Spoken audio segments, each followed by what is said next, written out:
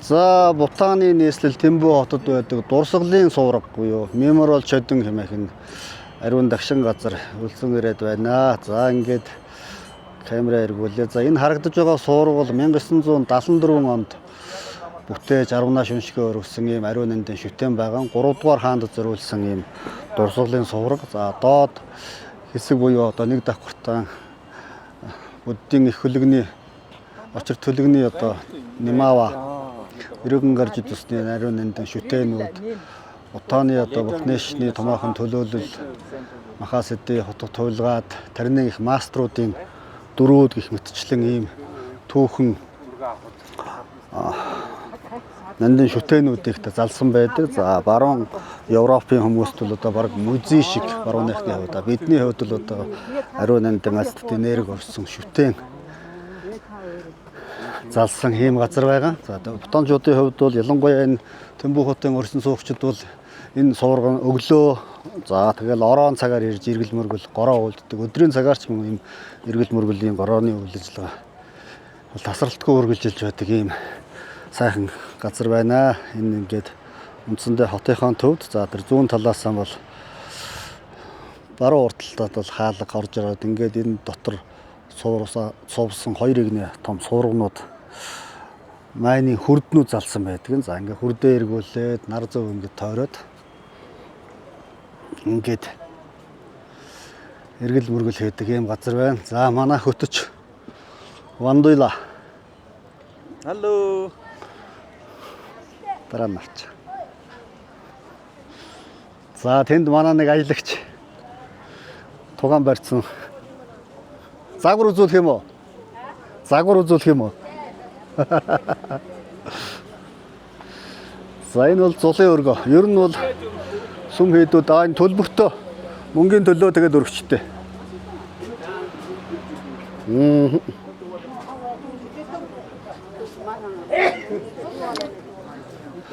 Go.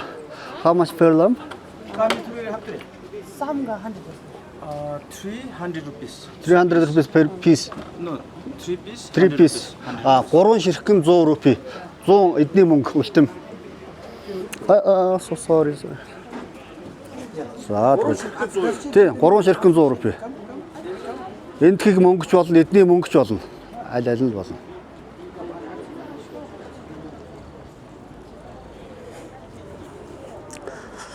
За энэ төвдүүд Бутан ер нь ижилхэн нэг үндэс усаатай хүмүүс. Бид нар бол сан тавина гэж ярьдаг да. Төвдүүд бутанчуудын хувьд бол ийм одоо сан тавихтаа бол тийм их хэмжээгээр хийж уугуулдаг ийм. Тэгээд он удаан жил сан арц уугсаар байгаад ингээд ийм болчихсон. Энэ бол одоо бид сангийн боопер гэж манайхан бол жижигхэн юм хэргэлдэг бол энэ хүмүүс бол ийм томоо ийм үндсэндээ сувраг хэлбэртэй юм зүйл хэргэлдэг байх нэ. За ингээд суврагаанд таарч байгаа эргэлчин мөргөлчд энэ дунд бол бутанчуудч байна. Бутаныг нүдээр үзсэн зочилж ирсэн гадны зочин жуулчин гээчдч байна. Дурсгалын суврагны орчин.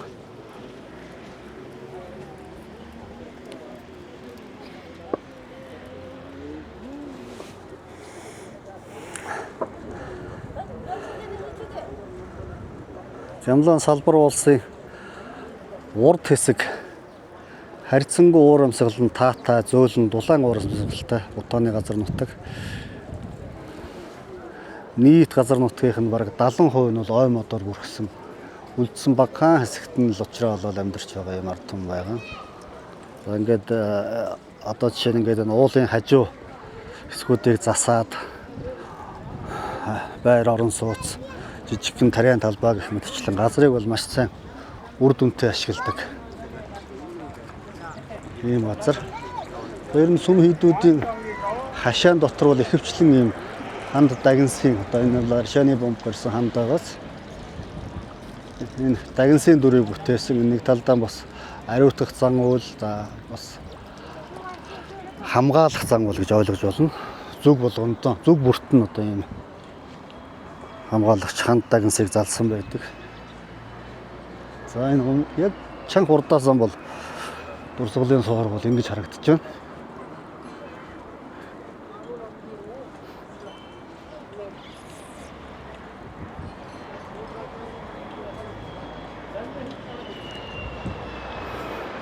Ер нь Бутаны хүн амыг 800 мянга орчим гэж ингэж ярьдаг.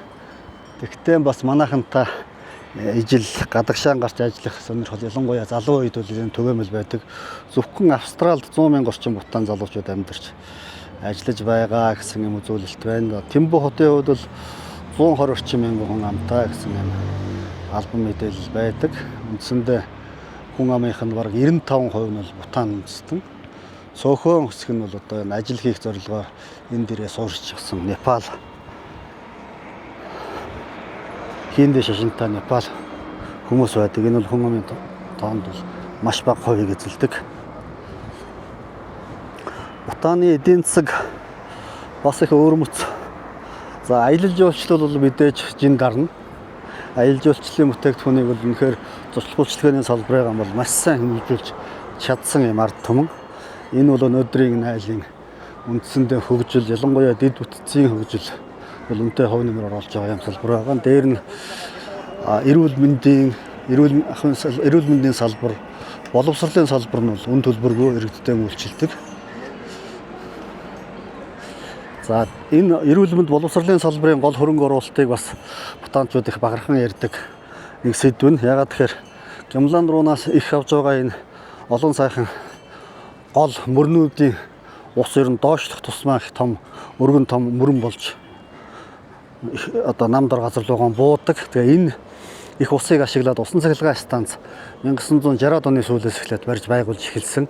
Тэгээ усан цахилгаан станцаар өөрийн дотоодын хэрэгцээг 100% хангахад илүү гарсан цахилгаанаа бас энтхэгийн хил залгаа мужуудад нийлүүлдэг. Эндээсээ бол бас багагүй хэмжээний ашиг орлого олдог. Эдийн засаг тодорхой хэмжээнд нөлөө үзүүлдэг. Тэр мөнгө бол үндсэндээ бутанчуудын эрүүл мэнд боловсролын салбарын хөрөнгө оруулалтыг үндсэн суурнаа гэж ингэж ярьдаг. Ийм бас нэг яриа байдаг юм. Тэгэхээр энэ бол бас л бидний хувьд бол анхаарал татах хууц, жишээ авах хууц, үлгэр дуурайлал авах хууц юм. Нэг жишээ ер нь бол энэ ижилхэн цөөхөн хүн амтай уламжлалт бурхны шатны уугуул суурьтай юм ард түмнээс бидэнд бол сурах, суралцах, анзаарах маш их юм байдаг.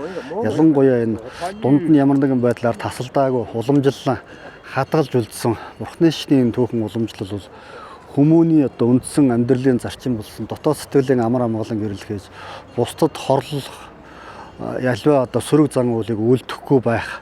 Энэ одоо үзэл баримтлал бол үндсэндээ энэ айлын, энэ улсын өнөөгийн дүр төрх юм бол одоо үндсэн суурна гэж ойлгож болно. Ёс суртахуунтай иргэнтэй байна гэдэг бол тэр улс орон цэвэр жинхэнэ одоо ёс суртахуунтай хүнлэг инэрэнгүү нийгмийг цогцлон бүтээх юм үндсэн суурна болдго юм байна гэдгийг бол би Бутаны ард түмний одоо өнөөгийн амьдрал ахуй одоо энэ харагдаж байгаа орчин цагийн хөгжлийн чиг хандлагаас нь бол хардаг. Тэгэхээр энэ бол бидэнд бол дутагдж байгаа хамгийн том эмзэг сэдвийн нэг бахаа гэж ингэж бодож байгаа. Тэгэхээр ёс суртахуун бол ерөөсөө л хүмүүний ангадагч зөв амар амгалан амьдрах амьдралынхаа суурна. Орчин цагийн одоо үзэл онолоор бол арчилсан хүнлэг инэрэнгүү арчилсан нийгмийг цогцлоход хамгийн гол хүчин зүйл болсон тухайн нийгмийн эдис нь болсон хүмүүний өөрийн баримтлах одоо энэ үндсэн үзэл суртлаа гэж ойлгож байна. Тэгэхээр энэ тал дээр бол бутанчуудын хувьд бол үнэхээр одоо маш сайхан үлгэр дуурайл болдог. Хэдийгээр зарим хүмүүс бол гаднаас нь хараад бол бас гадны өнгө үзмжээр нь одоо голох ч юм уу, шөөмжлөх ч юм ийм байдал ажиглагддаг. Гэвч энэ хүмүүс бол дотоод сэтгэл нь бол үнэхээр цэвэр ариун, амгалан, бусдад хорлох нь бол үлдэхгүй. Яавал одоо амар амгалан бусдад төв удахгүй амьдрах бай гэдгийг л үлгэрлэж үзүүлж чаддаг ийм ард түмэндээ. За ингээд Бутаны нийслэл Тэмбүү хотод байдаг 3 дугаар хаандан зориулсан дурсгалын суургын орчноос та бүхэндээ товчхон энэ орчны дүрс мэдээлэл, за мөн Бутан улс орны тухай бас нэг товчхон мэдээллүүдийг хүргэлээ.